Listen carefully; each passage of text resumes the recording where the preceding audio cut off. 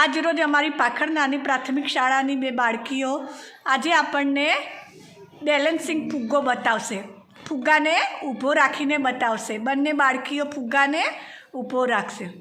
જુઓ, તમે જોઈ શકો છો કે એક બાળકીનો ફુગ્ગો પડી ગયો નીચે, ઊભો રહેતો નથી બરાબર, એ ફુગ્ગો ગબડી પણ જાય છે. હવે બીજી બાળકીનો ફુગ્ગો તમે જુઓ, એ ગમે તેમ ફુગ્ગાને મારશે છતાં બી ફુગ્ગો એની જગ્યા ઉપર ઊભો જ રહે છે સીધો.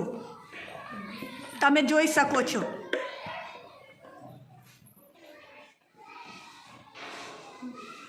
ફુગ્ગો નીચે પણ પડ્યો નહીં અને ફુગ્ગો સેન્ટરમાં જ ઊભો રહ્યો. આના પાછળનું કારણ તમને કોઈને ખબર છે? શું જાણો છો આ ફુગ્ગો કેમ આ રીતે ઊભો રહ્યો છે? તો ચાલો હું તમને કારણ બતાવી દઉં. ફુગ્ગાની અંદર સિક્કો ભરેલ છે.